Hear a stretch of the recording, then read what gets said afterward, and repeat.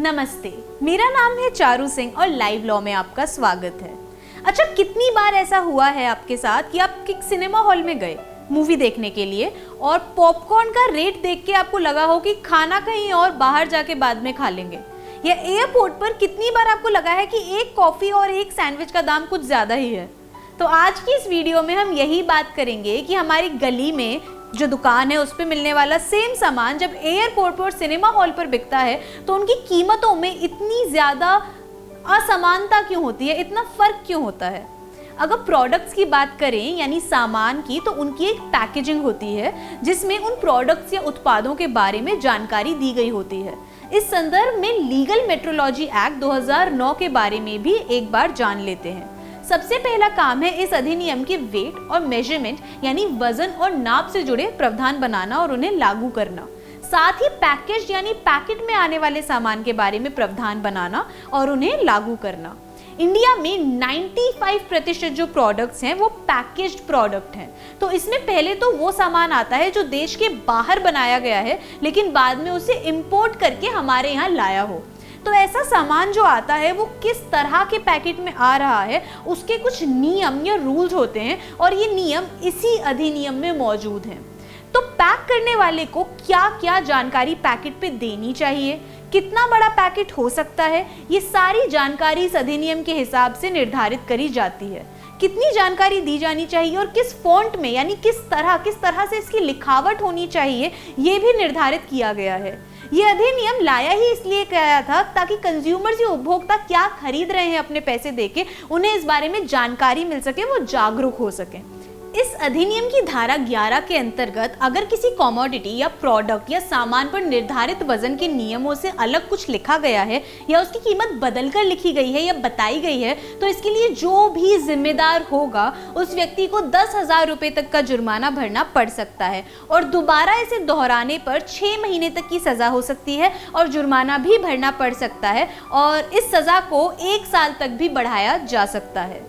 इस अधिनियम के हिसाब से कोई भी ऐसा सामान या प्रोडक्ट जो पैक्ड है यानी उसके ऊपर किसी प्रकार की पैकिंग करी गई है तो उसे उसकी एमआरपी यानी मैक्सिमम रिटेल प्राइस से ज्यादा की कीमत पर नहीं बेचा जा सकता।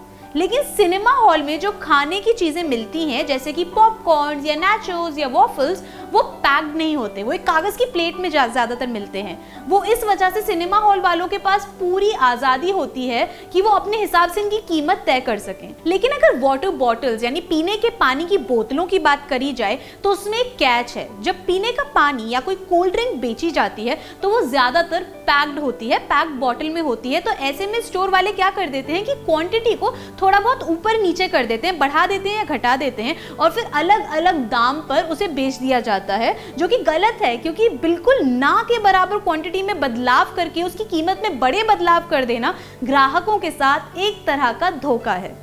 लेकिन अगर कोई दुकान वाला आपको 40 रुपए की कोल्ड ड्रिंक की बोतल 50 रुपए में बेच रहा है ये कहकर कि कूलिंग चार्जेस यानी बोतल ठंडी करने के दाम लगेंगे, तो ये एक कानूनी जुर्म है लीगल मेट्रोलॉजी एक्ट 2009 की धारा 36 के अंतर्गत। इस धारा के अंतर्गत एक व्यक्ति को 25,000 रुपए का जुर्माना भरना पड़ सकता है और अगर वो यही अपराध दोबारा दोहराता है तो उसे 50,000 रुपए तक का जुर्माना भरना पड़ सकता है।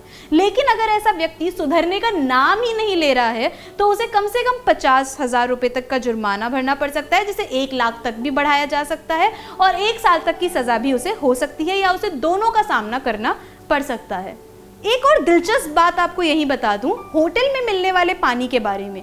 अगर आप किसी होटल या रेस्टोरेंट में जाते हैं और वहां आप पानी की एक बोतल मांगते हैं तो होटल वाले अगर आपको वो पानी एमआरपी से ज्यादा प्राइस या कीमत पर बेचते हैं तो ये गलत नहीं है, क्योंकि सुप्रीम कोर्ट का इस संदर्भ में पहले से यानी 2017 में ही federation of hotel and restaurant association of India versus Union of India में ये कहा गया है कि आप होटल में जब जाते हैं तो आप उनकी सर्विसेज यानी सेवाओं का लाभ उठाते हैं, उनके होटल में बैठते हैं तो ज्यादा कीमत लेना यहाँ पर बिल्कुल लाजमी है। लीगल मेट्रोलॉजी एक्ट के अंतर्गत कुछ और प्रावधान हैं जो कि व्यापार से जुड़ी अवैध गतिविधियों को आपराधिक करार देते हैं। एक बार संक्षेप में उनके बारे में भी जान लेते हैं। चलिए हमारे साथ।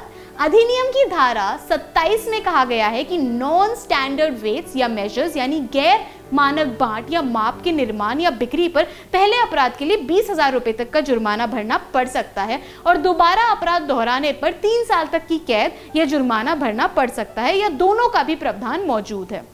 अधिनियम की धारा 38 इंपोर्टर्स द्वारा बांटों और मापों यानी वेट्स और मेजरमेंट के गैर पंजीकरण के लिए दंड की स्थापना करती है। पहली बार अपराध करने पर 25,000 रुपए तक का जुर्माना भरना पड़ सकता है और लगातार दूसरे अपराध के लिए 6 महीने तक की कैद या जुर्माना दोनों का सामना करना पड़ सकता है।